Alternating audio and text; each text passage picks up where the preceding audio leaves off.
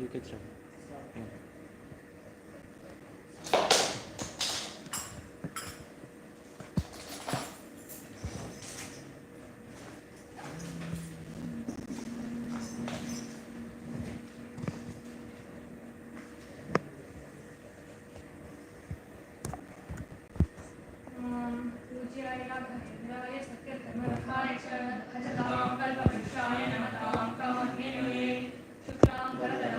शशिवर्णं चतुर्भुजं प्रसन्नवदनं ध्यायेत् सर्वविघ्नोपशान्तये व्यासं वसिष्ठनप्तारं शक्तेः पौत्रमकल्मषं पराशरात्मजं वन्दे सुखदातं तपोनिधिं व्यासाय विष्णुरूपाय व्यासरूपाय विष्णवे नमो वै ब्रह्मनिधये वासिष्ठाय नमो नमः। रामचन्द्राय वेदसे रघुनाथाय नाथाय सीताय पतये नमः। राम राम श्रीराम राम भरताग्रज राम राम श्रीराम राम रणकर्कश राम राम श्रीरामचन्द्र भव राम राम। परमात्मने क्लेशनाशाय गोविन्दाय नमो नमः।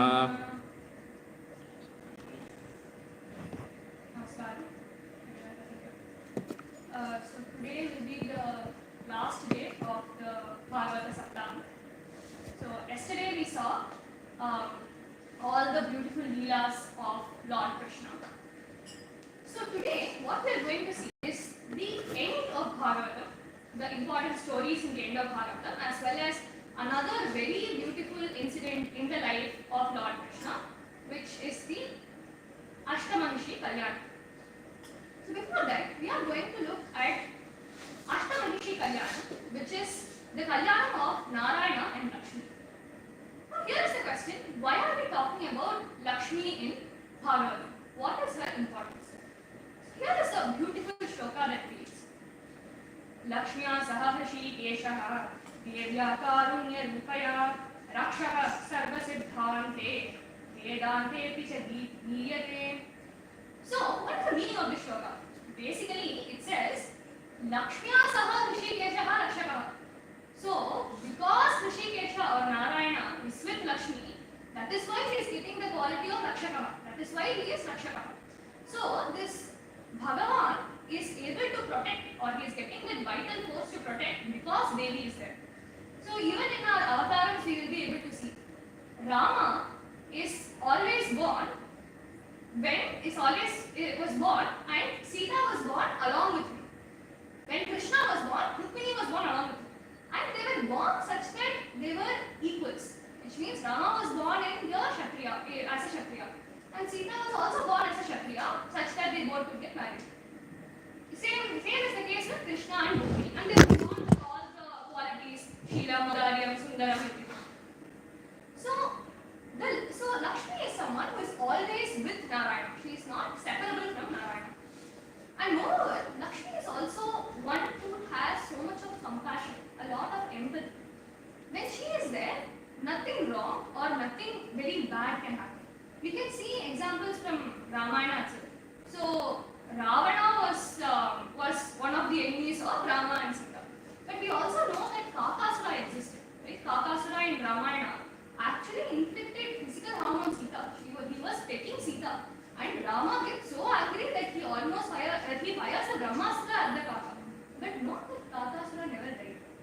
But Ravana died.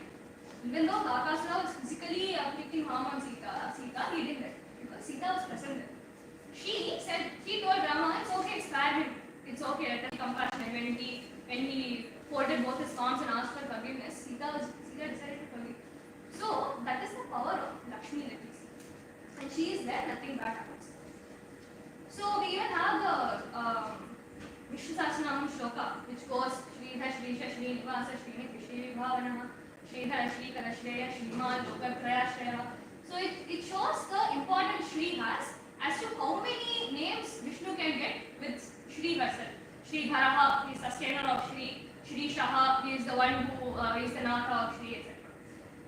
Now, some more explanation to explain this better is, there is a phrase which goes, Lokanathaha Madhavaha Bhaktavatsalaha. He is Lokanatha, he is Madhavaha, he is Bhaktavatsalaha. Madhavaha refers to one who is of Lakshmi, Sita. So Lakshmi or Sita or Rukmiṇī.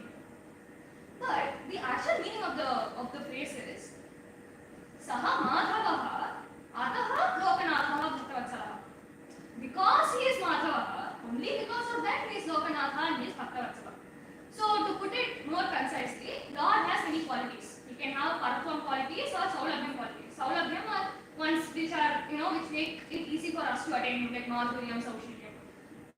Paratvam is Karanatvam, that he is the cause of everything. Both these are very important for the Lord, but Lakshmi is the one who ensures that he has these qualities.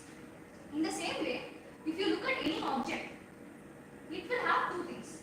It will have idantvam or it will have ittatvam. Now, to put it in simple terms, idantvam means identifiability. If I am able to identify something. The classic example is if you take ghata. If I say Neelaha ghataha, which means it is a blue pot. That blue pot helps me identify the pot. I can see the pot. But if I ask, what is the qualifying factor for a pot? Anything can be blue, right? Neelaha is not the one which helps me qualify the pot. What helps qualify a pot is another concept. It's called ghatatvam, which means potness, some inherent quality of the pot, which is there in Tarka and other texts. So this inherent quality is called ittatvam. This is there for any object, any person. Now the beauty is for Paramatma, Lakshmi is the adharam for both idantvam as well as ittatvam. He is both identified as well as qualified by Lakshmi. So to put an end to conclude this, summarize this, let's just look at one name of Lakshmi, which is, she is Purushakara. She is the one who makes Narayana Purusha. Put very crudely. So to say very crudely, Purusham Karoti iti Purushakara. So she is the one who makes, who creates the Purusha, or more importantly, she is the one who brings out the Purushatvam. But the important catch here is, saying that she is the one who makes him Purusha does not make that much meaning. It does not explain what Purusha is. So let's look at briefly what Purusha is. Purusha means what, as we know by gender means Purusha is a man, is any person. Now Purusha in according to text can be of two types. It can either be Paramatma, God, or it can be Jiva. Now when Purusha is Paramatma, he also has another quality. He has a quality to give. He gives all of us boons. He gives all of us whatever we ask for. So you can also call him Data. So he is the one who gives. Now for Paramatma as well, Lakshmi is the one who ensures that he becomes Data. So that is for Paramatma. For Jivatma, you can also interpret Purushaha to be Agram Gacchati iti Purushaha. Purushaha means one who goes forward, one who keeps moving, progressing in life. Now, she is the one who makes Jivatma move towards Paramatma. Lakshmi is the one.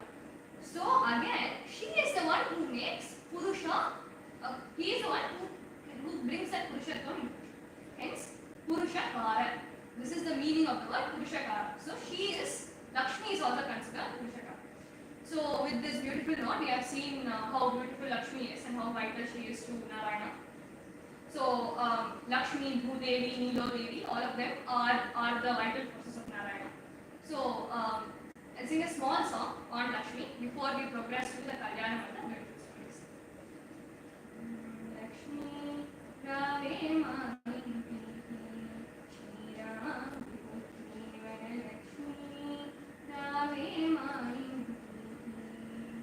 Kumkuma Vajja Kasturi Golita Kokoyo Jamadu Ankita Mukha Lugandam Chantata Mukha Sankani Dupam Matani Kopritika Prajnatika Samadindunam Matani Kopritika Prajnatika Samadindunam Lakshmi Rave Mani Shri Ram Lakshmi Rave Mani. It's a simple song which says, Lakshmi, please come home. I will give you kumkuma, everything, I'm trading with her, I will give you everything, you please come home, you give me prosperity, you are mother. So on that note, we have set out to look at Ashtamahishi Kalyanam and all the beautiful stories of Bhagavatam. Before we go to the Kalyanams, let's look at one another very beautiful avataram of Lord Vishnu, which is not spoken of as Dashavataram, but is a very beautiful avatar. It is called Hamsavatar. Okay, so Hamsaha has a very special quality, the swan. If you mix water and milk and you give it to the swan, it will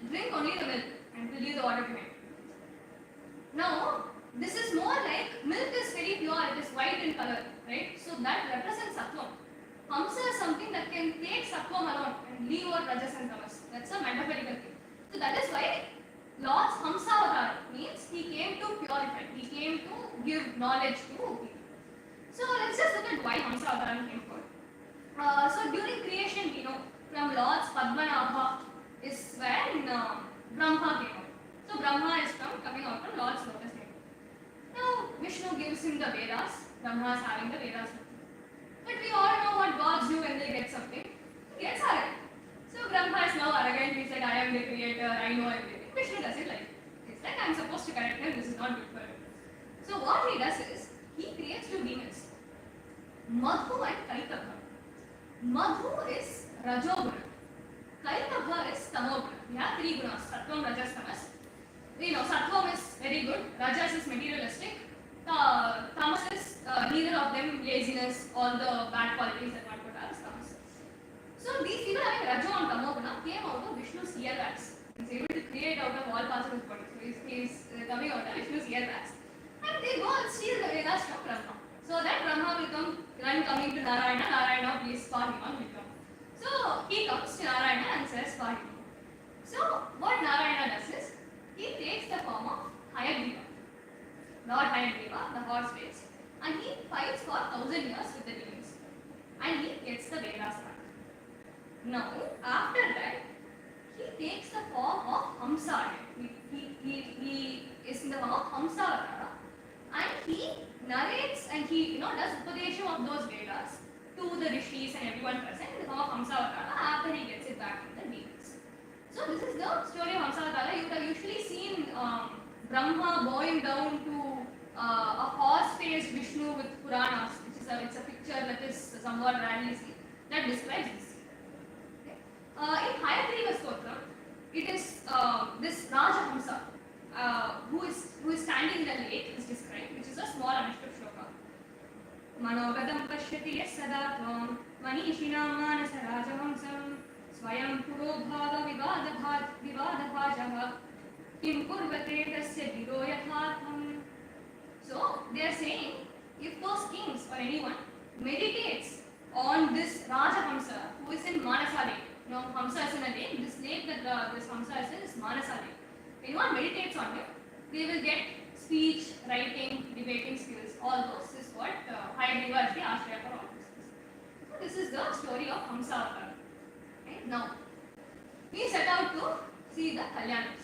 So now let's come to the Kalyanams.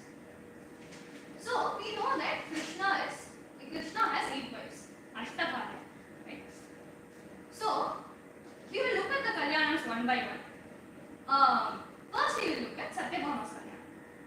So we already know in yesterday's story we saw that Satyabhama is an incarnation of Bhumi Devi. And she was the one who killed Narakasura because Narakasura had been killed only by his mother. So we saw that she is a very she knows fighting, she is a very brave woman. So now let's look at how she got married. Now in Krishna Ashtavatara you will have this you will have this name called Syamantaka Mani Bhatrena Mama, which means he is the one who took Syamantaka Mani. So this his act of the story of him getting this Syamantaka Mani is what led to his marriage with Satyabhama. So Satyabhama was the daughter of Satrajit, a king. Now this Satrajit is also, all these people born in these times are great. They will talk to gods, they will get boons, they will get everything. So he was the favorite of Surya. So Surya gave him this Syamantaka Mani. This Syamantaka Mani is so beautiful. Its shining is so good that people mistook him to be the sun itself. They thought it was Ravi itself when this Satrajit walked into any sabha. So this Satrajit again, what will he do? He has got something. He has got it. So he walks into Dvārakā. He walks into Krishna's sabha. And everyone thinks it's sun god himself who has come. But Krishna says, no, it's not sun god. Satrajit has come with the 7 money. So Krishna comes and speaks to Satrajit. He shows the money and everything and he goes back. But later what happens is Krishna understands that he is arrogant. And he tells Satrajit, see, give this Syamantaka Mani to Ugrasena. Ugrasena is the king of Dvārakā. Krishna is not the king, but he is Dvārakā Desha, which is another story. We have a curse. But Krishna was very happy being Dvārakā Desha. So Krishna tells him to give it to Ugrasena. But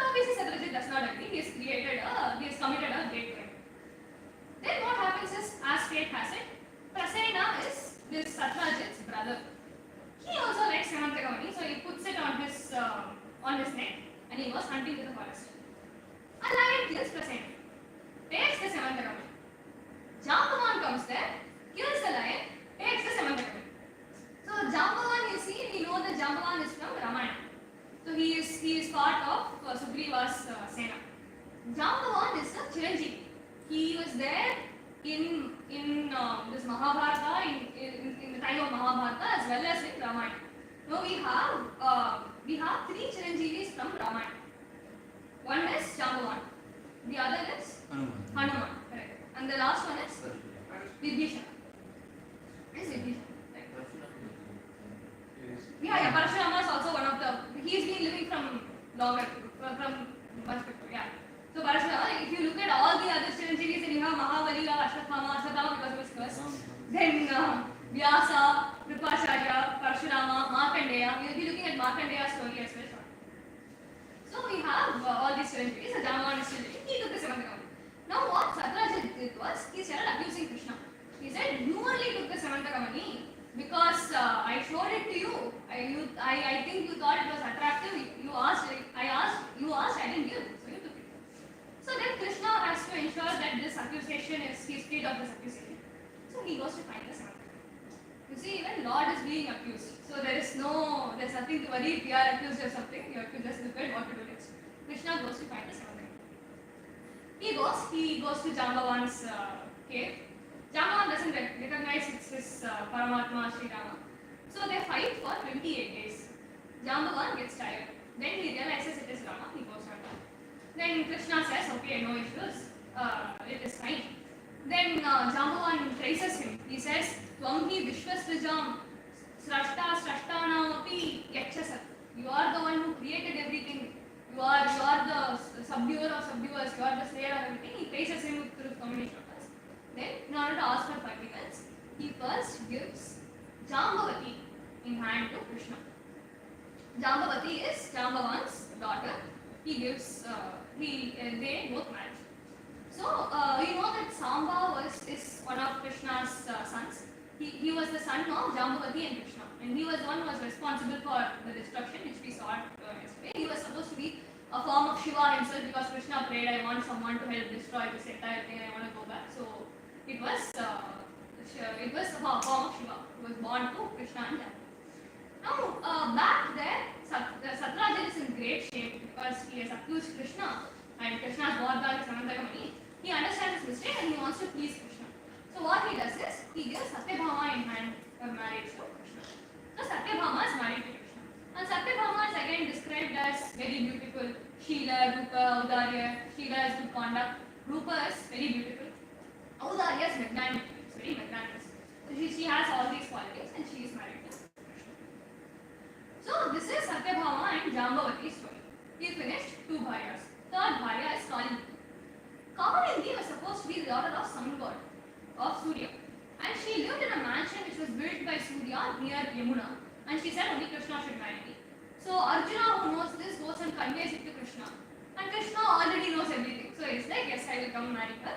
He takes her. They go and say Indra Prasthava sometime. After that, when the time is right, during all those proper tithi, they both get married.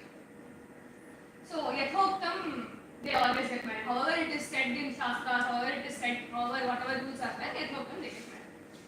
Now the next bharya, fourth bharya is Mitravinda.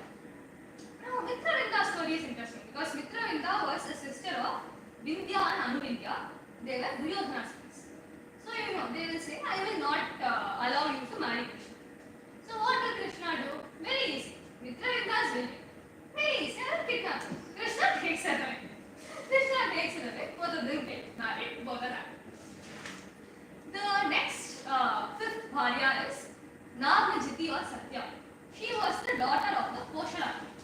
Now Koshala king is a nice king. They were ready to get Krishna married to Nagajiti. But the condition there was, in the Swayamvara, they had a particular sport that Krishna had to play and show himself with. That was, they had 7 bulls. Saptaham, they had 7 bulls. And those 7 bulls were so difficult to tame. None of the kings who came there were able to tame those 7 bulls. But then Krishna comes. And this Koshana king says, see, if you tame those bulls, you can take another. What Krishna does is, beautifully, he takes 7 forms. He manifests himself to 7 different forms. And he pulls those bulls as if, some child is pulling some toy bull. And he controls them with such ease by expanding it to 7 forms. So everyone sees this and they are very happy with Krishna's Leela. It is so beautiful. And they get Nagarjati married to Krishna. So that is the beautiful Leela he performed to marry Nagarjati. The 6th wife is Bhadra. Bhadra is the daughter of Shuddha-Kirti, who was Krishna's paternal aunt. So they get her married to Krishna without much of hassle. And she is happy married. The 7th wife is Lakshmana. She is Madra, is his daughter.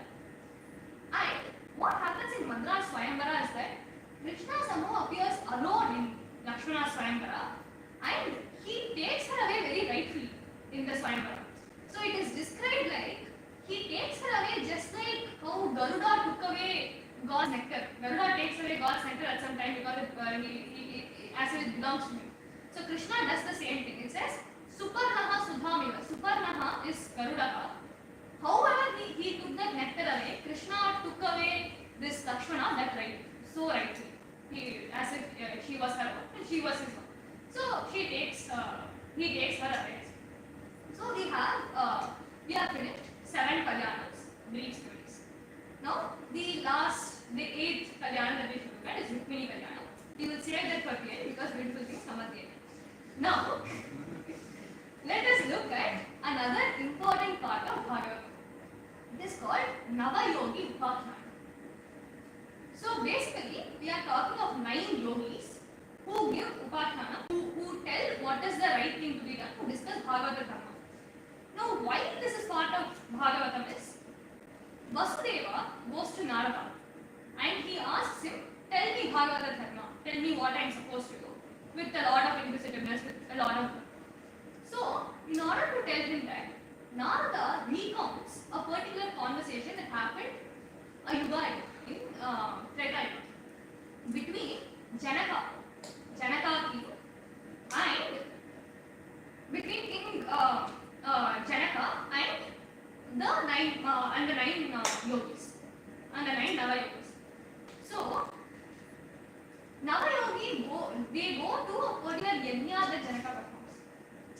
So he asks him, he inquires with him what is good, what am I supposed to do, etc. And those Navayogi give answers to whatever he asks. So these Navayogis, who these Navayogis are, just brief background. So we know Bharatavarsha, right? Bharatavarsha gets its name from Bharata. Bharata is the king. So Bharata's father is Rishabhadeva. Rishabhadeva has over 100 sons, of which Bharata is one son.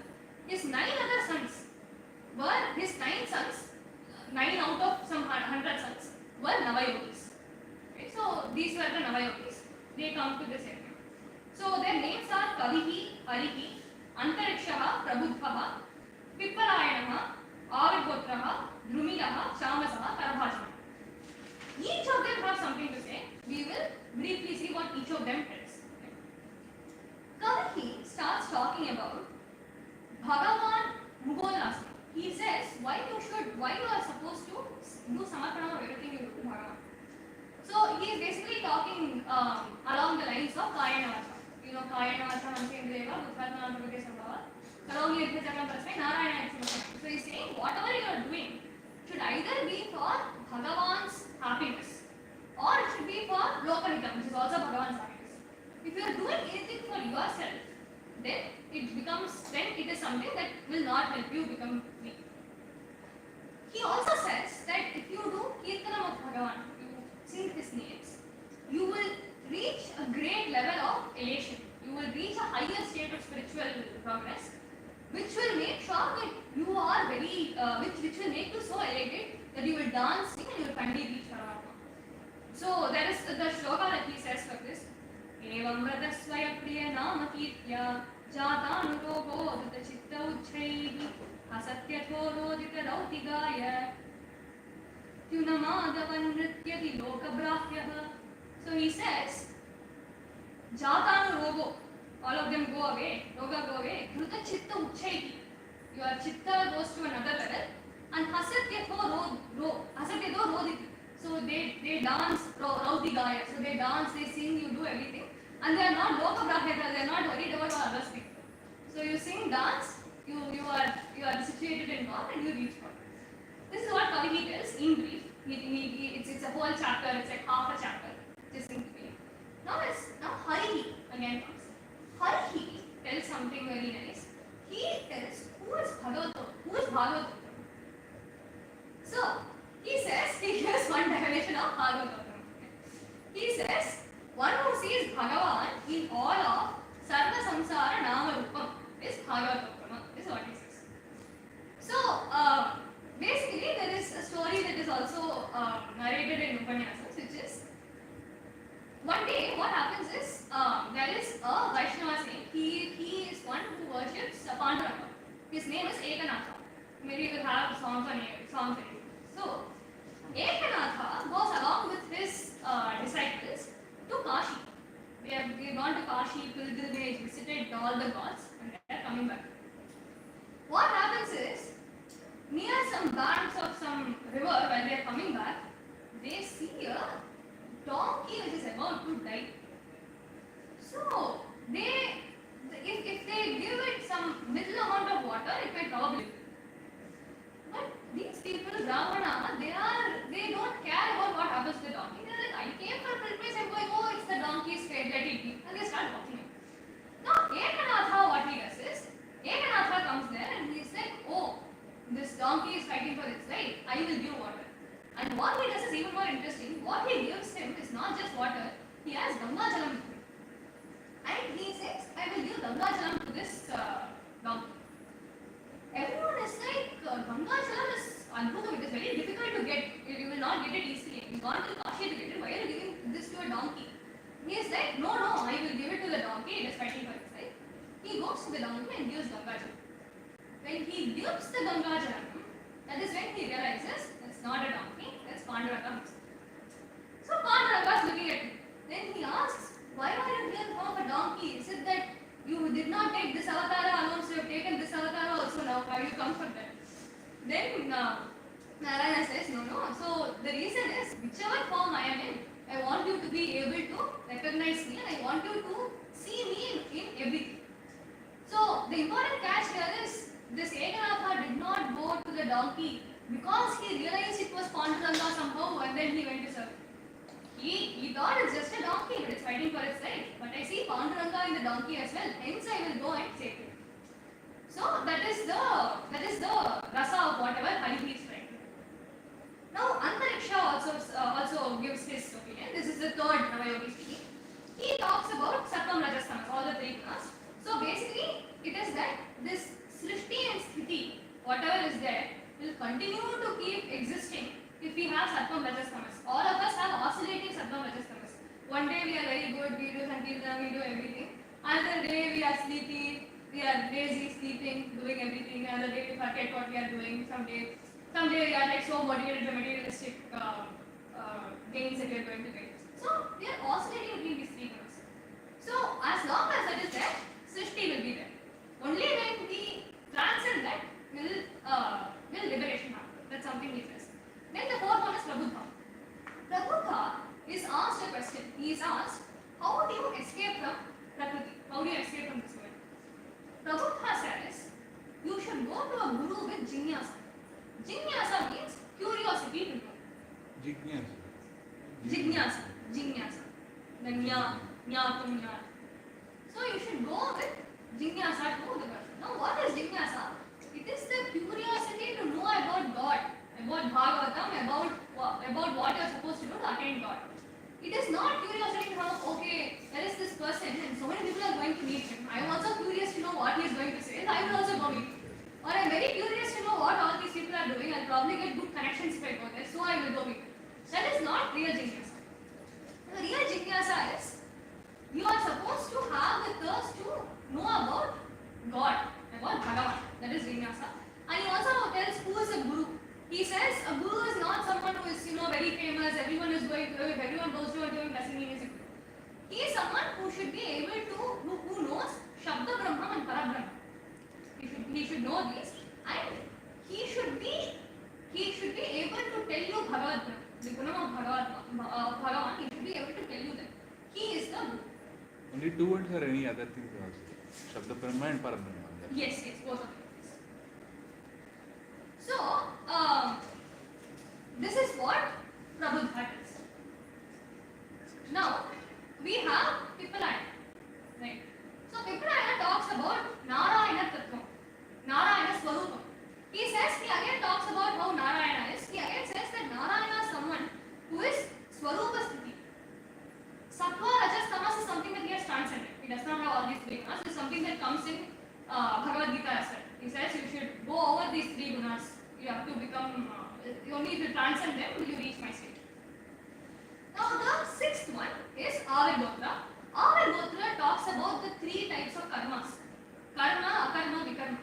Karma is whatever good karma you do, punya. Akarma is something that is beyond punya power. Vikarma is something that the Vedas say you should not do. So he goes on to tell you are not supposed to do vikarma, these are the things you are supposed to do. The seventh one is Drumila. Drumila talks about some other leelas of the Lord, some other stories, etc. We will not go into them for the lack of time, but it is beautiful in the Bhagavatam. We can all go back again. The eighth one is Chamasaha. Chamasaha goes on again to say as to why Garbham is not good and why you are supposed to do it. Like Samarpanam to Narayana. Only if Garbham goes away, you will be able to attain Narayana. In brief. The ninth one is Karabhajana. He is the one who says something that's very important for us. Now, before we go on to what he says about the yugas, what he basically tells us Yuga Dharma. And Yuga Dharma tells us what we are supposed to do in Kali. Before that, we will also look at one another important thing that Karabhajana said. He already predicts the prophecy of Alvas. As a shloka, there are the words he says, Kvachit Kvachit Mahabhaga Dravideshucha Tamna Bharani Nadiyendra Kritamala Phalaśruti Kavericha Mahapunya Mahanam. Because he's telling all these rivers. And he's predicting that Alvas will be born on the banks of all these rivers. So, for some examples, you can see from Tamna Bharani, we have Nammalvar and Namdakavi Alvar. From Mahanadi, we have Gunashekar Alvar. From Kaveri, we have Thiruvanisai Alvar, Tondaradi Pudi Alvar. And then we have Tiruppan Alvar, etc. So we have all these Alvars who were born along these tracks. The beauty is he's already predicted everything and it happened as he predicted. Okay, so, and he says that they will be born in Dravida, in Dravida nation, in Tamil Nadu, he says Dravideshu. So it is something that he predicts. That is something beautiful about what Karabhajana has to say. Moving on to what Karabhajana has to tell us, he talks about Yuga Dharma. Now first let us look at what are the yugas. We know Saptayuga, Treta Yuga, Dvapara Yuga, Kaliyuga. Kaliyuga is also very vividly described in Bhagavatam. Because we know Krishna's death marks the end of Dvapara Yuga and we are going to enter into Kaliyuga. So he has already given what we are supposed to do and what all bad will happen. He says, it is the time when all good qualities start deteriorating, all the Vedas, scriptures, nothing will be followed, all goodness will go away from this world and all the bad qualities, all the destructive elements of earth will start rising. So, there is a shloka in the Bhagavatam which goes, Vittameva kalau nrinam janmachara bhukodayah dharmanya ayavyayakkasthayam karanam balamevahi. What he says is, wealth alone will be a sign of man's good fortune in Kaliyuga. If you have wealth, that means people will respect. That will be the sign of fortune. Then he says, law and justice will also be for the one who has power, will not be for others. Which is something that we see in Kaliyuga. All law and power, all law and justice, all the power rests in the hands of those people who are doing akrama, who are not doing the right things. And wealth alone is what is considered the most important thing, and not spiritual progress, or not the other adhishta wealth. Bhagavatam, which tells us what is the goodness in Kaliyuga. The shloka goes like, Kale doshanidhe rajan nasvikyogo mahan gunaha kirtana deva krishnasya muksasangah parahrane. Which means, Kaliyuga is an ocean of faults. There is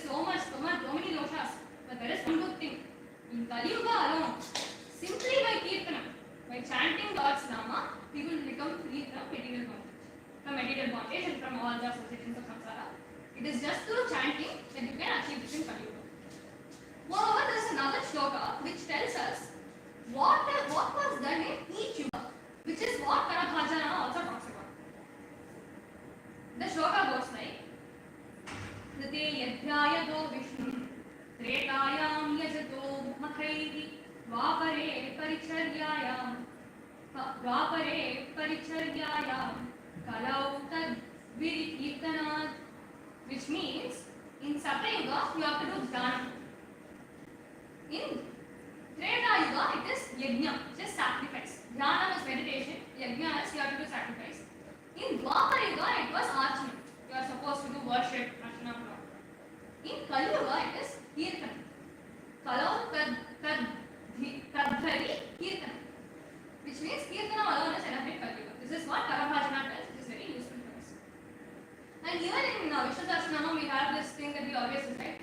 Arta Vishwana Sisila Shabhita Goresh Vyadhi Shravtamana Sankirti Narayana Shabdamatra Vimukta Dukha Sukino Bhavanti. Let's take it to the next level. It says, only if you say the Shabdam Narayana, who is Arta, if he wants something, Vishwana is disappointed, he has Vyadhi, everything will go away. Sankirti Narayana Shabdamatra Vimukta Dukha. All Dukha will go away, Sukinaha Bhavanti. They will all become happy. So they are emphasizing why it is important to tell the Lord's name. Okay? So here ends the Navayogi Upakhana. We have seen what the Navayogis have said. Now let's go back to where we actually started. Why Bhagavatam started was because Parikshit was going to die. Right? So now we have narrated we have narrated the shlokas of Bhagavatam. We will first see what happens to Parikshit before we move on to the next parts. So what happens to Parikshit is, Parikshit listens to all this. This ensures that his Marana Bhayam is gone. He is no longer afraid because he has heard the whole of Bhagavatam. He is very happy. And he is ready to get moksha. And as Shringi said, a snake comes and bites him, and his end has happened. And he attains moksha. And he is freed from the cycle of birth and death because he listened to Bhagavatam all 7 days with Shraddha, with Bhakti. Now, there's also the part which goes like, Shukha, who was narrating this to Parikshit, did not say that to confirm if Parikshit actually went to heaven or if Varshini actually got moksha. He, after he narrated Bhagavatam, he just left. Because he was so sure that Parikshit listened so attentively, and I have also narrated it. He is definitely going to get moksha. I don't need to worry, I will go find my next student. So he goes. So that is also something that we need to take note. So now we have seen that Parikshit has gotten moksha by listening to Bhagavatam. Now, we need to look at Rukmiṇī Kalyanam. Before we look at Rukmiṇī Kalyanam, let us look at another beautiful story that is there in Bhagavatam about one of Vishnu's leelas, more of how he answers a boon that is asked, a varam request. So, we are going to look at Mārkaṇḍeya Maharshi. So, Mārkaṇḍeya Maharshi is one of the great Maharshis. He was blessed by Lord Shiva, and he was blessed to live for 7 kalpas, which is very long. We have an idea of how long it is. So, basically in all Sanskrit texts, you will see kalpa, manvantara, mahayuga being used. So, basically the math is, there are 4 yugas, Satyuga, Treta Yuga, Dvārakā, Kaliyuga, and all these 4 yugas together make one mahayuga. One mahayuga is made of these 4, and 71 mahayugas makes one manvantara. 14 manvantarams equals 1 kalpa, and 1 kalpa is a day in the life of Lord Brahma, and Brahma has 100 days to live. Long that one cycle of on. So that is what 1 kalpa is, and Mārkaṇḍeya Maharshi is living for 7 kalpas. Very difficult, but he is a great sage. He does not have any hesitation. He is a good person, so that point may not be so difficult. So what is that? So Vishnu comes to fulfill that wish, Narayana. Now you know how Narayana grants wishes. He will create some sort of trouble before he gives it. So he created a pralaya. Like pralaya, what we mean here is he showed Mārkaṇḍeya Maharshi the destruction of the entire earth. So suddenly what happens is oceans rose, planets dissolved, there is only ocean everywhere, everything is being submerged, the whole cosmic creation is about to die. And Mārkaṇḍeya Maharshi is standing alone, he doesn't know what to do, he is wandering and going about here and there. Okay? It's a complete state of confusion and doubt. But then when he is wandering, he suddenly sees a divine child which is lying on a banyan tree. It is a very little beautiful divine child. It is none other than Narayana or Lord Krishna.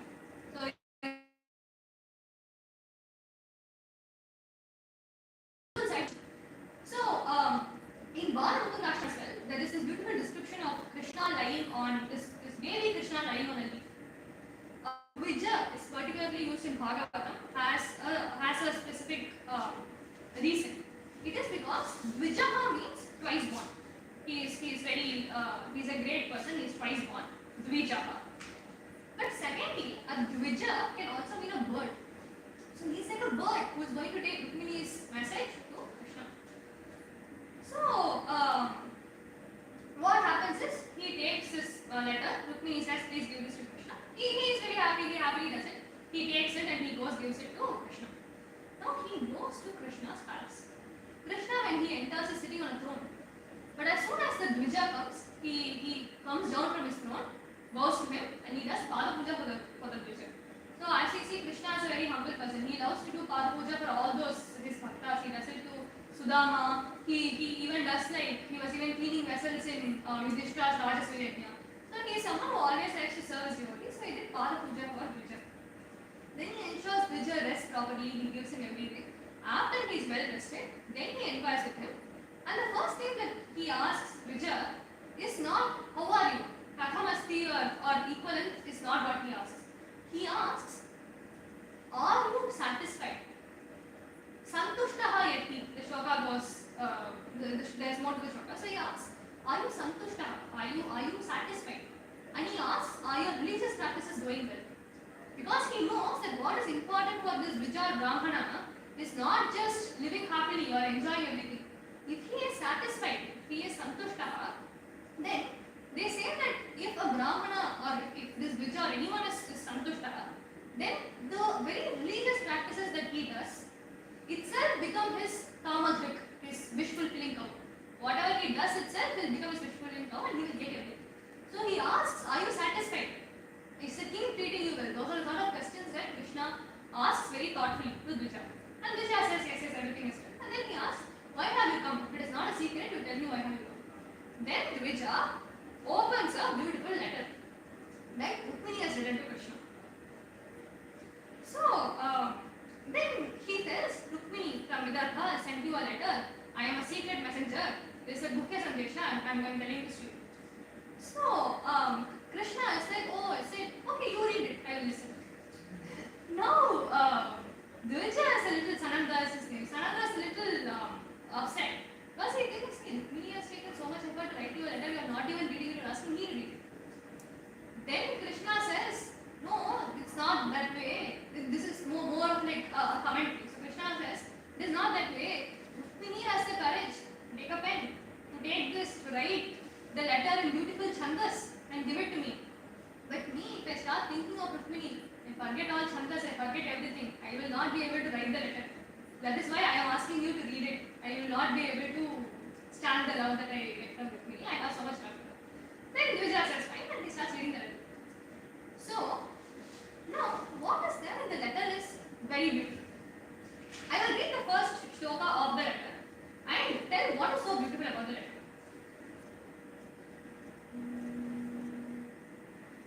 श्रुत्वा गुणाढ्योन सुन्दर शृण्वतां ते निर्विश्य कर्णविवरैः हरतोऽङ्गतापं भूपं दृशां त्रिशिमतामखिलार्थलाभं वरीयच्युता विशति चेत् तमपत्रकं मे.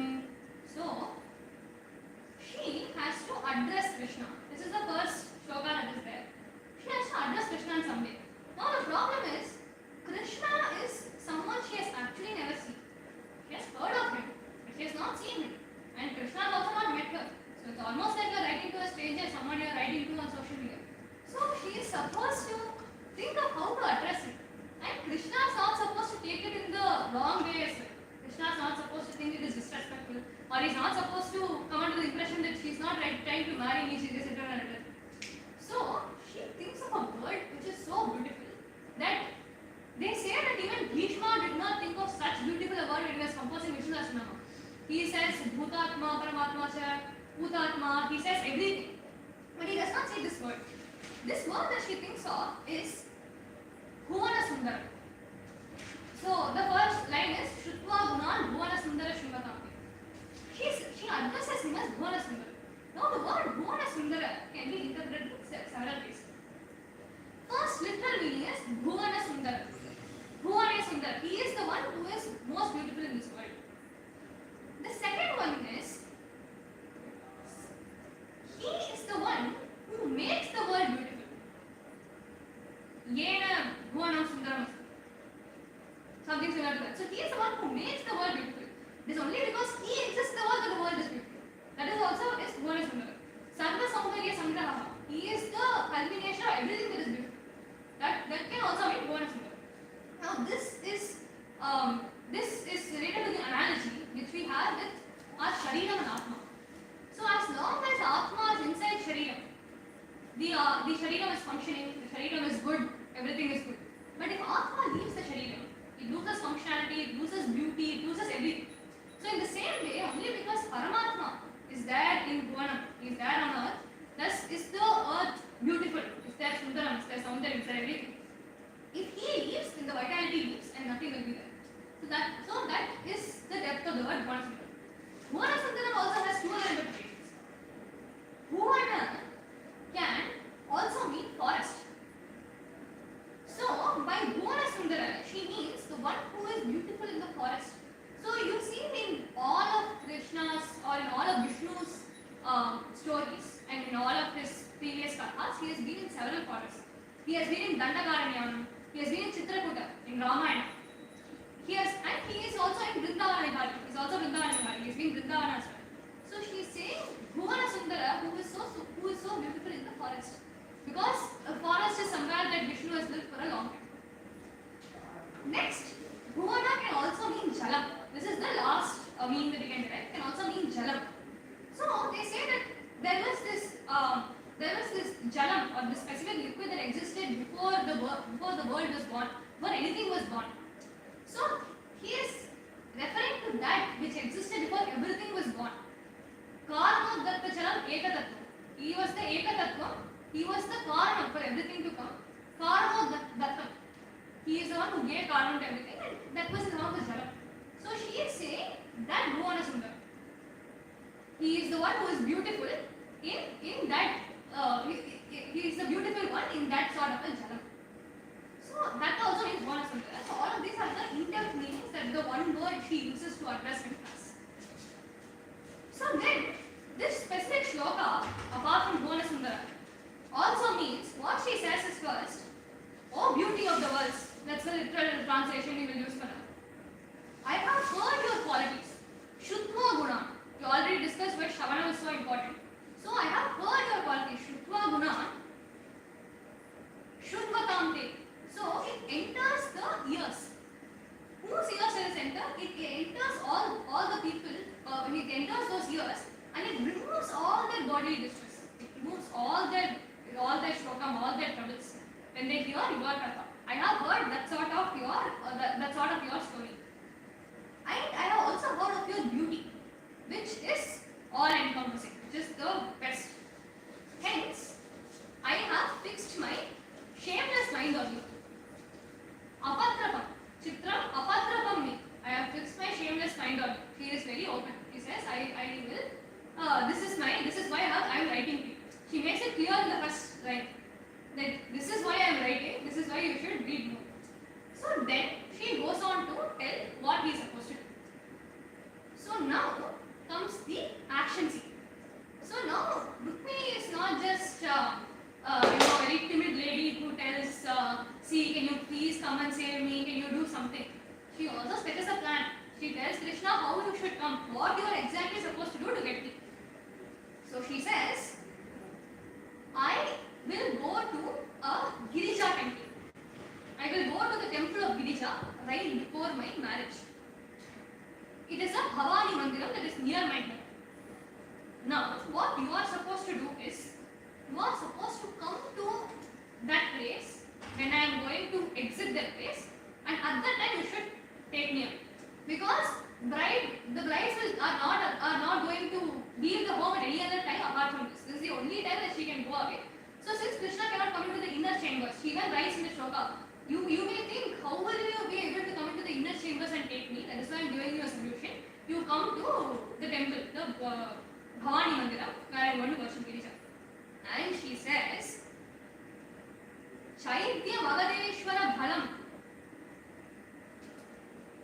Prahadya. So she says, you are going to vanquish all their balam. You are supposed to vanquish and kill, vanquish or defeat all of them. Mam Rākṣasena Vinodvaha. Mam Rākṣasena. Me, you are supposed to marry me. Udvaha is, you are supposed to marry me in Rākṣasa state. Because you are supposed to kidnap me in front of all these people. You are supposed to marry me like that. She already tells him what he is supposed to do, and he already tells what she wishes should happen as well. And she is very bold. She says, you marry me in Rākṣasa state, I will be happy.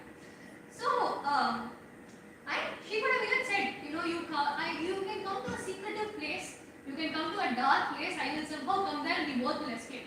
She does not say that. She says you should fight everyone and you should take me royal.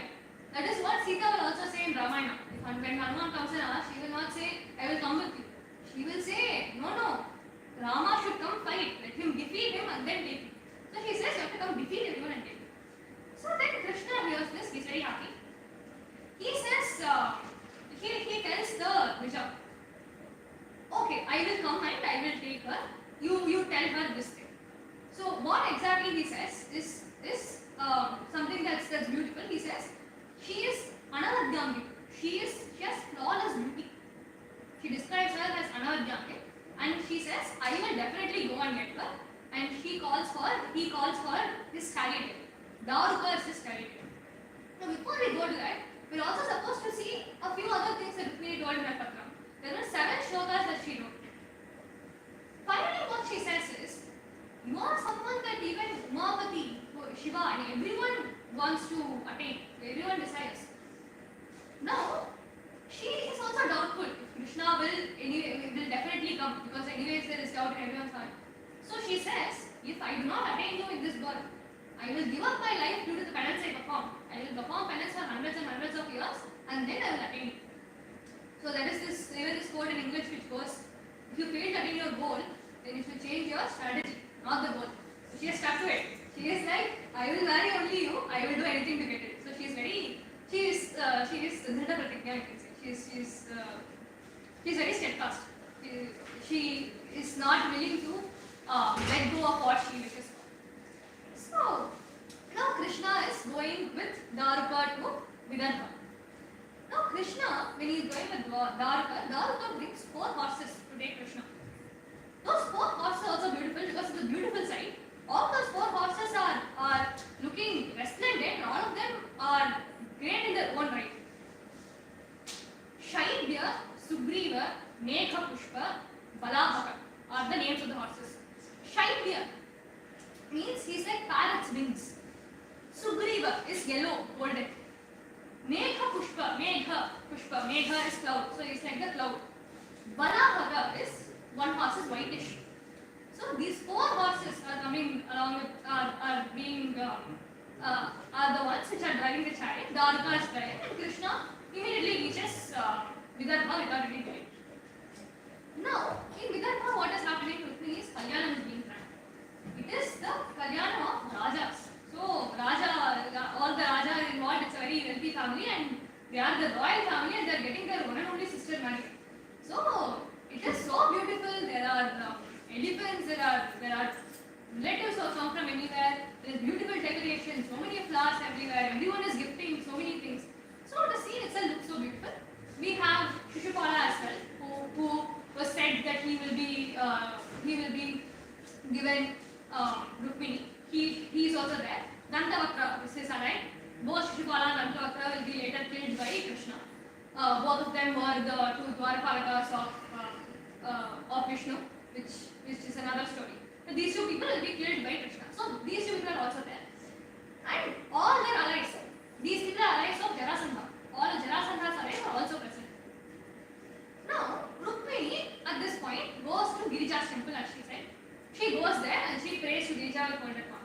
What does she pray? We know what she prays. She says, Bhūyāt patir me Bhagavan Krishna. May Krishna be my pati. That is what she prays. Then she comes out. When she comes out, she looks so beautiful. That is the first time everyone else is getting to see her as well. She is hiding her face with her hair because she doesn't want everyone to be going to her. When she comes out, she looks so beautiful. Her beauty is so flawless. But she wants to know Krishna arrived, according to commentators. So what she does is she slightly pushes two strands of her hair and she glances towards her side to see if Krishna has come. And it so happens in the direction in which she glances exactly where Krishna is. Krishna sees her. The moment he sees her, very swiftly, in a fraction of a second, before anyone could realize what happens, he just immediately goes there, walks down from his chariot, takes Rukmiṇī's hand, and takes her, walks her quickly, and both of them are in the chariot. Both of them are on the chariot. And Krishna starts riding the chariot. So it is also said that Krishna was riding very fast when he was going to kidnap Rukmiṇī. He was first riding. But after he kidnapped Rukmiṇī and Rukmiṇī with him, he somewhat slows down the chariot. He is going steadily because he wants everyone to see, I have taken Rukmiṇī. So he starts riding his chariot.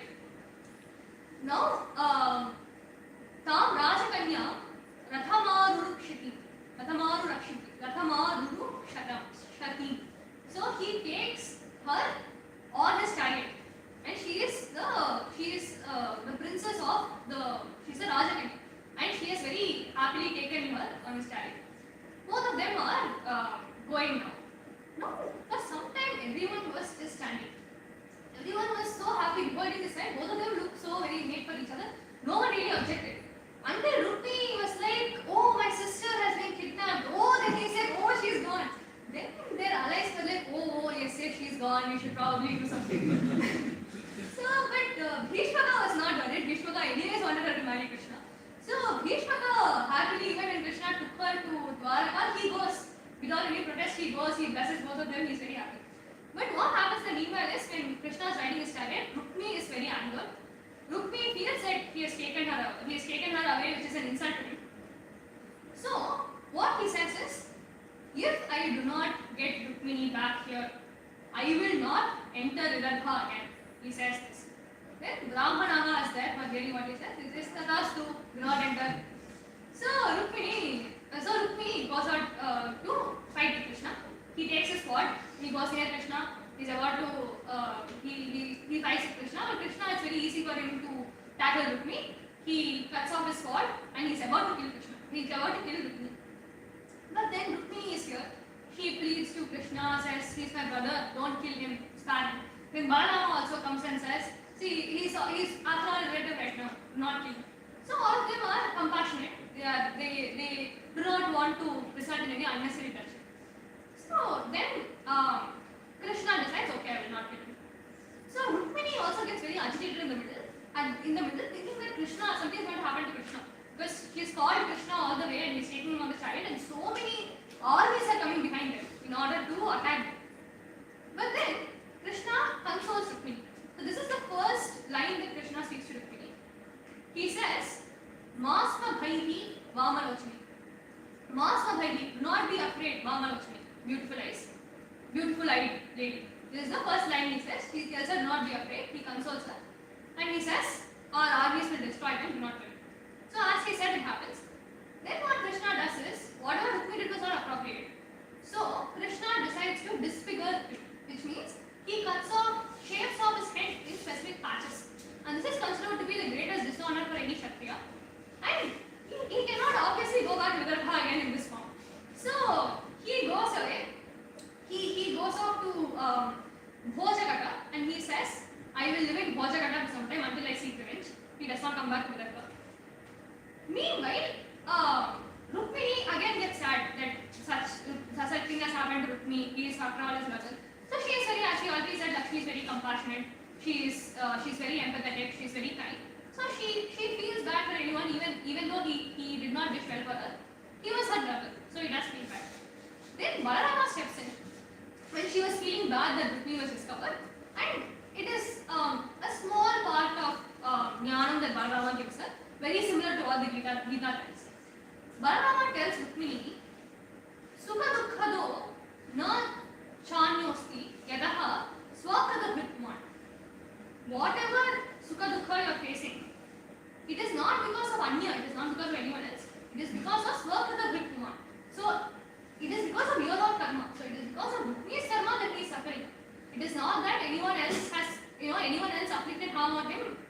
inappropriate.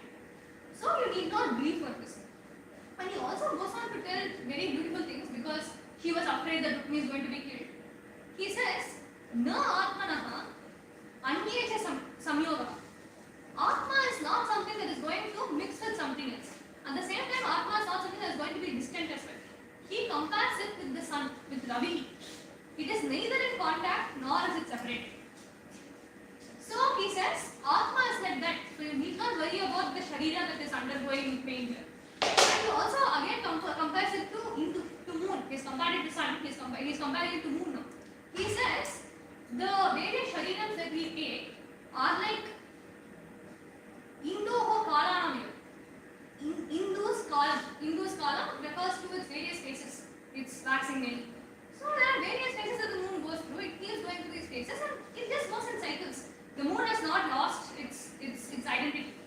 So he says it is just like these phases. Do not grieve. He will be fine.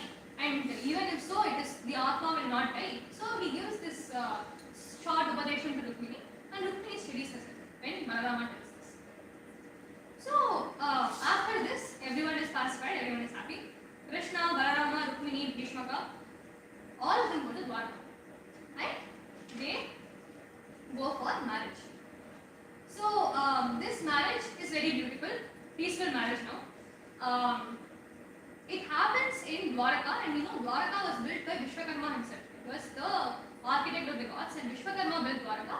In such a palace, in such a hall, this marriage happens. And so many people are there for his marriage. Krishna has so many friends, so many devotees. We have Bhagavata, we have his Parivaram, we have Rishaya, all rishis who have come, his friends. Everyone has come for his marriage. And it's such a beautiful scene. Yathoktam Kalyan. They get married as is ordained in scriptures, as they are supposed to get married. They get married. So this is the shloka that is finally said when they get married, which tells that they get married. Bhagavan Bhishmaka Sutta Evam Nirjitya Bhumikan Puramaniya Vidhivat Payeme Kududvaha. So Bhagavan Bhishmaka Sutta, the Sutta of Bhishmaka, which is Rukmiṇī, Evam Nirjitya Bhumikan. They have won over all the things. She has won over all the things. Puramaniya Vidhivat. However it is said in all those Purana, however it is said in the text that you should get married, Upayeme, they got married like that. Kurudvaha. So here Kurudvaha means Udvaha, protector of Kurus. So can you guess who is being referred to as Kurudvaha here? This is a narration. This is not someone's conversation. This is a narration. So who is narrating Bhagavatam to whom? Shukra to Parikshit. So he is addressing Parikshit as Kurudvaha. We know Parikshit got moksha. So finally he tells Kurudvaha, this is what happened. So this is the shloka that tells how beautifully they got married. Now we need to look at the Phalaśruti of Bhagavatam, which is a very brief Phalaśruti which tells us what is the benefits of reading Bhagavatam. Before we do that, I would like to recite a small ashtakam that I composed with the guidance of Dvārakā on Krishna's Leela.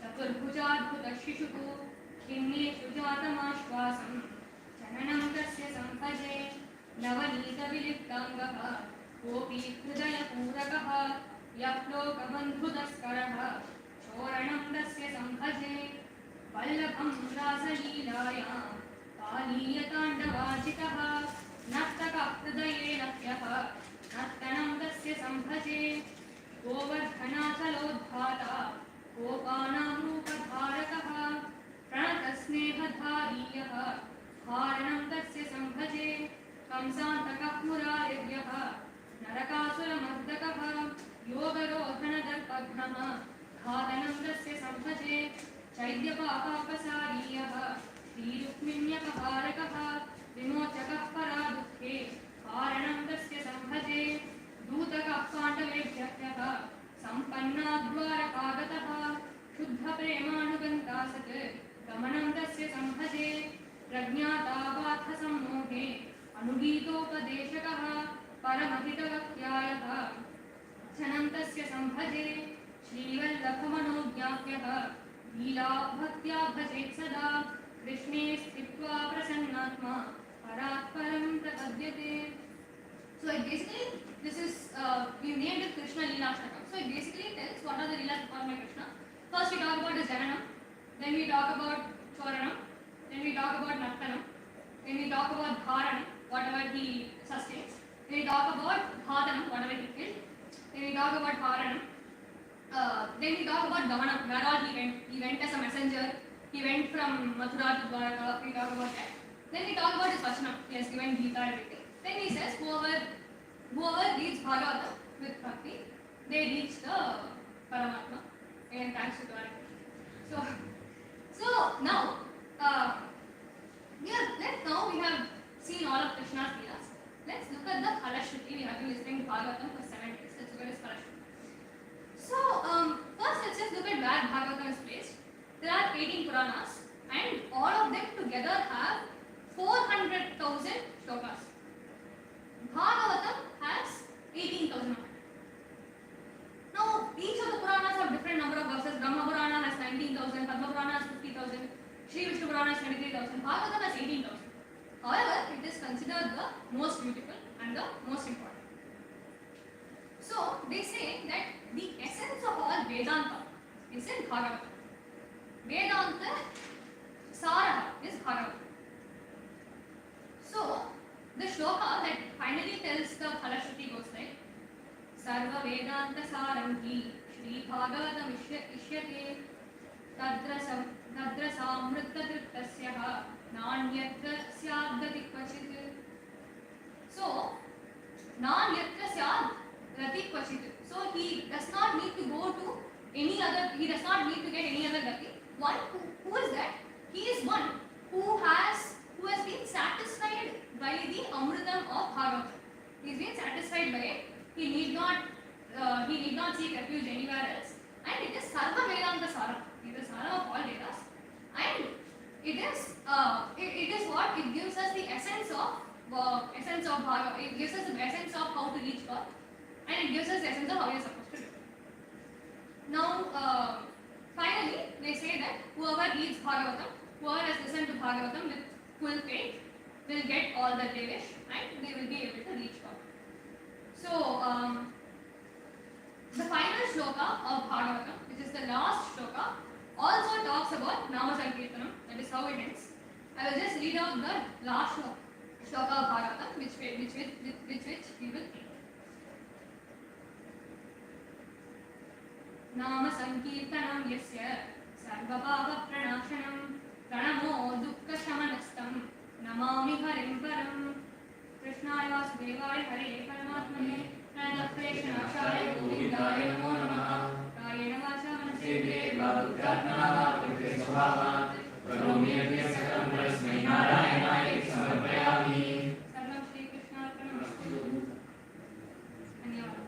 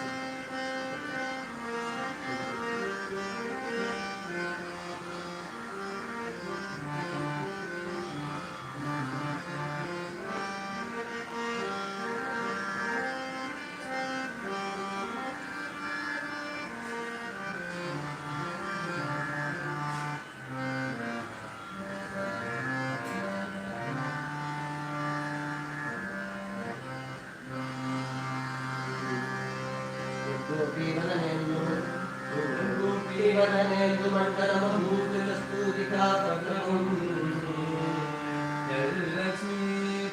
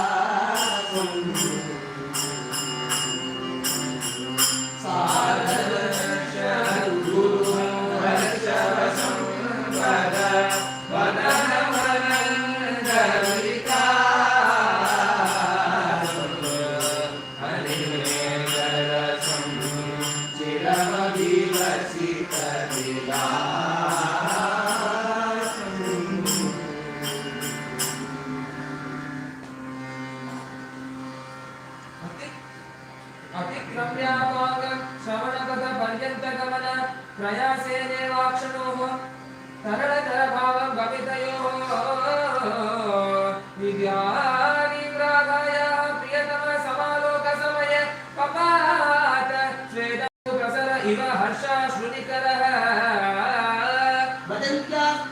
कल्पान्तं कृतकपटकण्डूतिविहित स्मितेयाते देहात् बहिरभिहितानि परिजने प्रियास्यां पश्यन्त्याः स्मरशर समापूतसुभगं सलज्जालज्जाति यकमदिव दूरं विहर्षः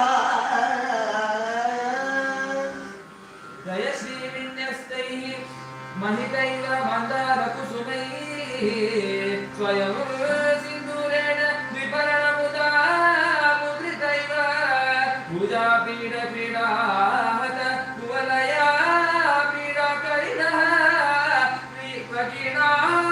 श्रुत्बिन्दुः जयति भुजदण्डो गुरुदितः इति श्रीगीतगोविन्दे श्रीकृष्णमहाकाव्ये श्रीकृष्णदासचरितेन कृतौ स्वानन्दगोविन्दो वेदान्तस्य सर्गः गोविन्द गोपाल प्रभो गिरिधारी गोविन्द गोपाल गोविन्द गोपाल प्रभो गिरिधारी गोविन्द गोपाल गिरिधारी प्रभो गिरिधारी प्रभो गिरिधारी प्रभो गिरिधारी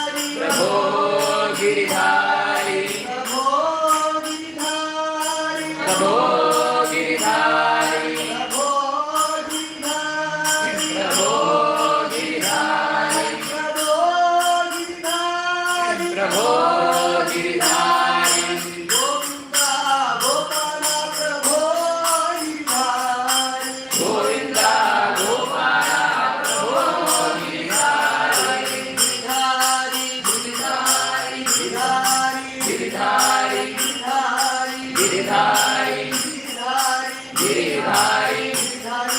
गिरिधारी गिरिधारी गिरिधारी गिरिधारी गिरिधारी गिरिधारी गिरिधारी गिरिधारी गिरिधारी गिरिधारी गिरिधारी गिरिधारी वृंदावन विहार लाल की जय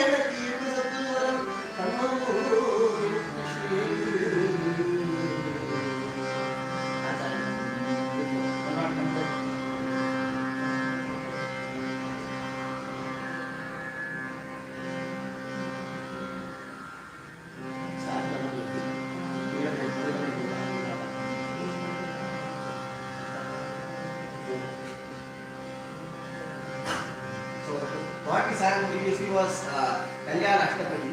Only in the first time it is Radha Vandana. Otherwise it is always Sadhadarsha, Sadhadarsha. So it is applicable for all the 8 Vivahas, including Kumari.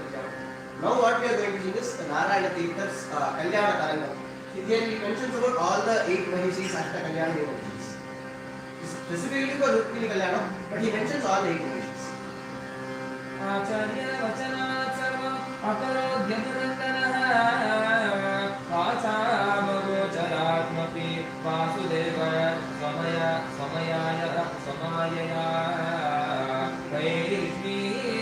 वैष्णीदावादिर्भावा सद्या भद्रा च लक्ष्मणा कालिन्दी मित्रविद्या च महिष्यस्तु अश्विधा हरे द्वारकानगरी मध्ये सहस्रस्तंभ मंडपे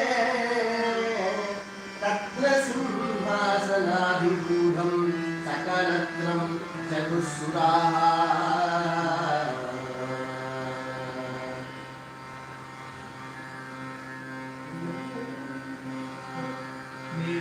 नीलमेघनिमाकार बालाटसमानचेनं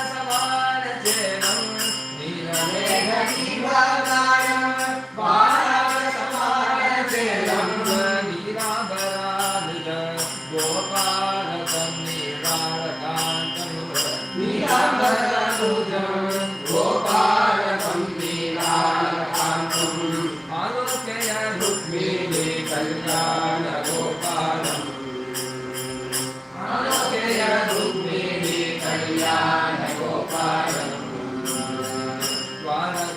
द्वारकापुरमण्डपे द्वादशादितसन्निधे द्वारकापुरमण्डपे द्वादशादितसन्निधे भूरिरत्नसिंहासने भूसुरधरे वैरासने सुखासीनविश्वमङ्गलदायिनं वीरयोगि संसेवनं देवकी वसुदेवासुनु आलोकय रुक्मिणी कल्याण गोपालम्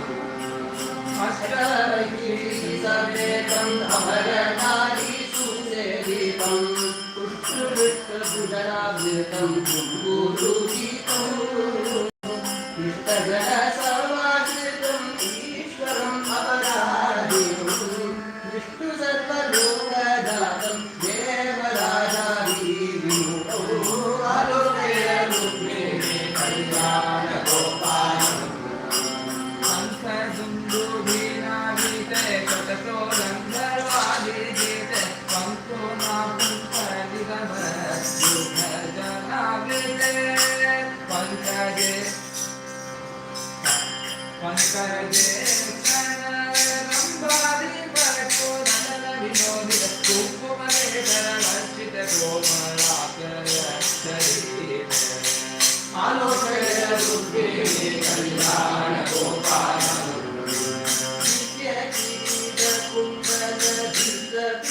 नित्यकिरीटकुण्डलधृतपीताम्बरगणो नव्यमुखामणिहारम् नानाविहारम् अव्ययभूतिविस्तारम् अमरनारीसुरागम् भव्यकौस्तुभकन्दारम् भक्तमानसदुर्गारम् आलोकय रुक्मिणी कल्याण गोपालम् देवमुक्तामणिभद्रं वीररत्नकटिसूत्रं श्यामलजलधारितं सर्वबिन्दुभद्रं कामकोटितमगात्रं कनकाचलादिविचित्रं श्यामसुन्दरपवित्रं शरणागतोद्धारगोत्रम् आलोकय रुक्मिणी कल्याण गोपालम् सदानना भृष्णीगामाजाम्बरतीमत्या मित्रदुर्गा भद्रा लक्ष्मणा कालिन्दी नायकम् मन्दनन्दनवनम् आदितवृन्दवृन्दारकवन्द्यम् नन्दितनारायणपीठमङ्गलम् आनन्दगन्धम् नन्दनन्दनमाश्रितवृन्दवृन्दारकवन्द्यम् नन्दितनारायणपीठमङ्गलम् आनन्दगन्धम् आलोकय रुक्मिणी कल्याण गोपालम् कल्याण गोपालम्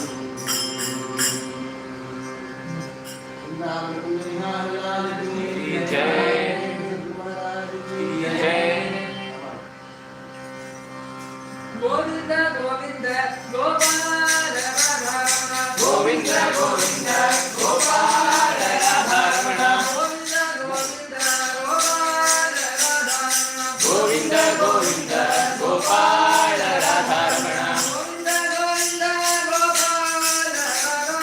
Govind Govind Gopal Radha Govind Govind Gopal Radha Govind Govind Gopal Radha Govind Govind Gopal Radha Gopal Radha Raman Gopal Radha Raman Gopal Radha Raman Gopal Radharmana, Gopal Radharmana, Gopal Radharmana, Gopal Radharmana, Gopal Radharmana, Gopal Radharmana, Gopal Radharmana, Gopal Radharmana, Gopal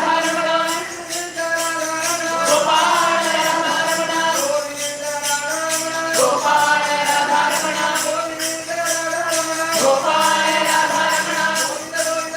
Radharmana,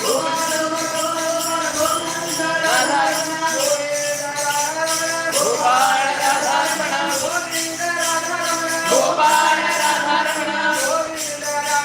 Gopal Radharmana, Gopal Radharmana, Gopal Radharmana, Gopal Radharmana, Gopal Radharmana, Radharmana, Radharmana, Radharmana, Radharmana, Radharmana, Radharmana, Radharmana, Radharmana, Radharmana,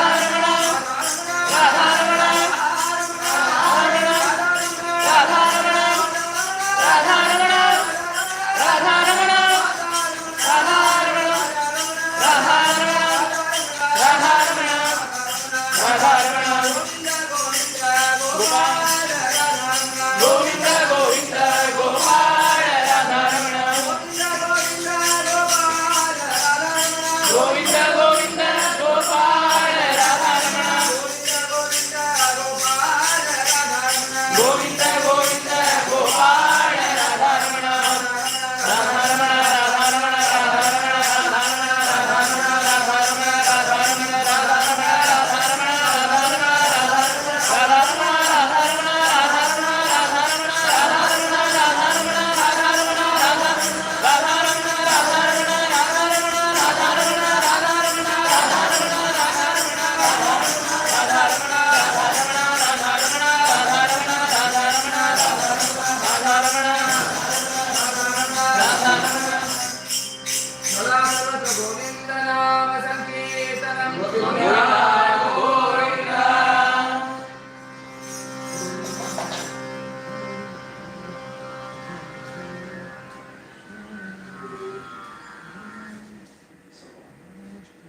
नाम्नोऽस्ति यावती शक्तिः पापनिर्धरणं हरेः तावत् कर्तुं न शक्नोति पातकं पातकी जनाः.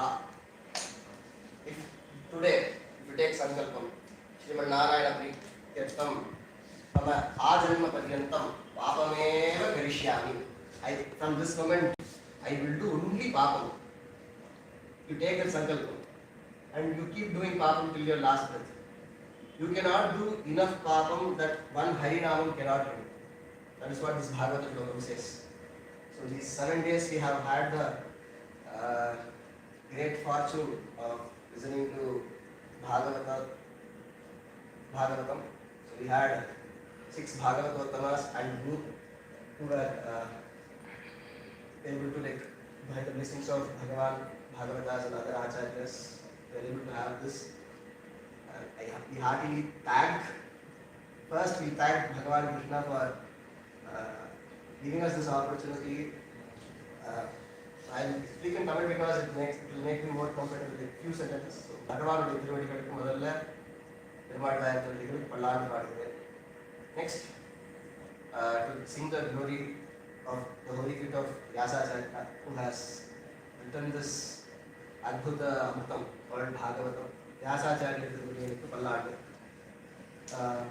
Then this, without Shukha Brahman, Nigama Kalpataror, Galikam Palam, Shukam Tat, Amata Drava Samvitam, Vibhata Bhagavatam, Rasamanayam, Guraho, Rasikaha, Bhivamkaha. That fact which plucked the fruits from the trees, Kalpataru of Veda.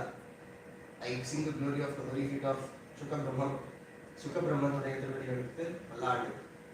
Then without Parikshit, we would have not gotten this Bhagavatam. So Parikshit would Pallad.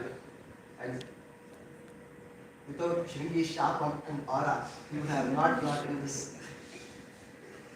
Bhagavatam, so Pallandu for Shringi also. And even, okay, I will first thank the volunteers for specific talks, then I will thank everyone. Special thanks to Jayatirtha, Srivatsa, Shweta, Varshini, Vittal, and speakers, and Pranav for taking up this task of preparing. I know it's not a very easy task. Covering 18,000 shlokas in 7 days is not an easy task, but they have made it look like it is very simple, and they have given us this Achamritam. So our today is very difficult to Palladya. So one special thanks to Atharva and Srivatsa. Like I just tell them randomly, go and buy this, go and buy that, buy a pot, buy snacks, make oven, random things. I said, get hot water out randomly at 10 o'clock in the night. It will bring hot water in a flask for bhajan. So Atharva and Srivatsa were running around like anything. So special thanks to Atharva and Srivatsa. And whatever they have done, all the Rasikas or Bhaktas would have come all the 7 days. Many people had come for all the 7 days. I just pray to the holy feet of the Lord that whoever has heard this Bhagavatam, it's only prosperity and nothing else. And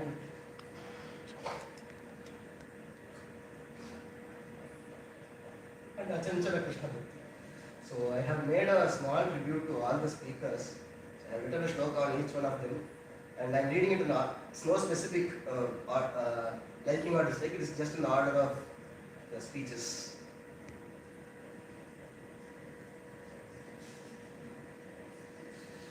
नमो वराह भक्ताय महाभागवताय च शुक ब्रह्म स्वरूपाय जयतीर्थाय ते नमः. Second day was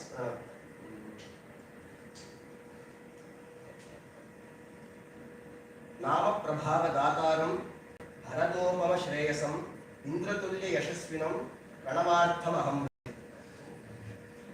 Third, Sree. स्वयं प्रकाश देवाय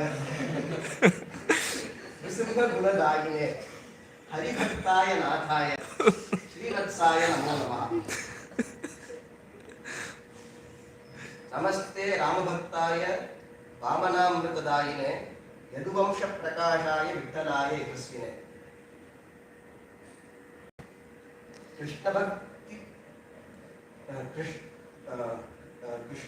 कृष्णभक्तां परां देवी सदा तमद्भुतरतां नवनीतप्रियां लोलां शिशुश्वेतां नमामिताम्. श्रीवर्षिणी नमस्तुभ्यं फलदे ज्ञानरूपिणी विवाह चरितोदारा नाम संकीर्तने स्थिता. Thank all the Bhagavatas for gracing this occasion. I wrote one on Dvārakā also. Savitvan sarvajñoyam sarvada raghapriyam sarvashastrartha sampannam Dvārakēṣam namami. And so two more announcements regarding Samiti. So you all know that this weekly Ramayana classes are happening. This basic Sanskritam class every Sunday 11 to 12:15ish. Okay, it's an SAC. So anyone can join till Sunday is going on. This Tuesday 6:30 to 8:30 we will have our regular Rekha Bhajan in Kailasha. So some of you might have experienced Divyanamam and Dorotsam that day. So a bigger version of that we are planning to do in next month. I am giving this as an official announcement. September 20th and 21st we are having our first Radha Madhava Kalyanam in campus. We will give out the details soon. It will be like 2 days of full bhajan, like total of 15-16 hours of bhajan. So we did almost like we did Dolotsam, we sang everything, we sang Tarangam, we almost done the entire thing, but just within 5 hours. So that will be like 16 hour thing. So I request you all to participate in that. That I give as an official announcement right now. Yes, so those who are willing to volunteer for that, please contact us and we'll add you to the volunteers group. And the volunteers, what we need right now are people who are willing to sing. That is the most important kind of people that we need right now, because 16 hours, just 5-6 people singing becomes a very difficult task. So if more people are willing to learn, we are willing to teach that. That's not a problem. We'll be having practice sessions. So if you are willing to join, please join us. So anything else, please? Yes, and we have this values in Indian culture sessions going on every Saturday, 3:30 to 4:30 p.m. Not every Saturday, almost every Saturdays. If there is, yesterday we skipped because of this Bhagavata, something like that. Then this week we will not have. Like that we will skip. But it is usually every Saturday, 3:30 to 4:30 p.m. There is Upanyasam by Vishwanath Shastri, who gives Upanyasam in Sanskritam.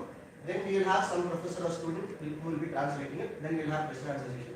So I request you all to attend that too. It is based on the values that are enlisted by Bhagavan in the 13th chapter of Bhagavata. So these are the things that are going on. We have the Krishna Sahasranam that most of you are attending already. It's 5:30 to 6:30. These are the upcoming events. So I request you all to participate in that and get Bhagavan to complete it. Before Mangalam, special thanks to Dvārakā for everything. He has been behind this for a very long time. He planned it out, he made the complete structure for everything. So special thanks to him. Without him, this probably wouldn't have happened.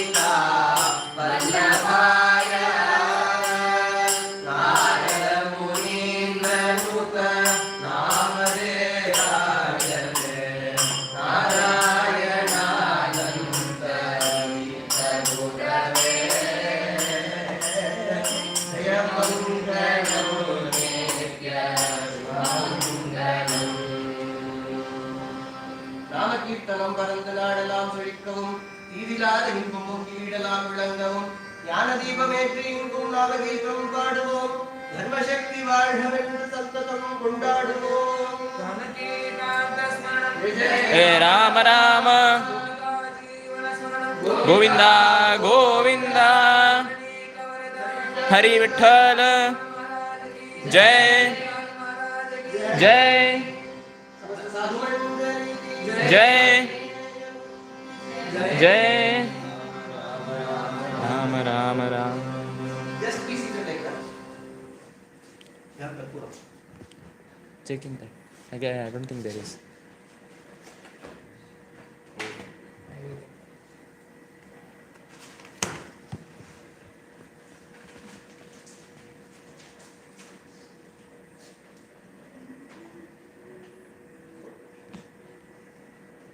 One minute.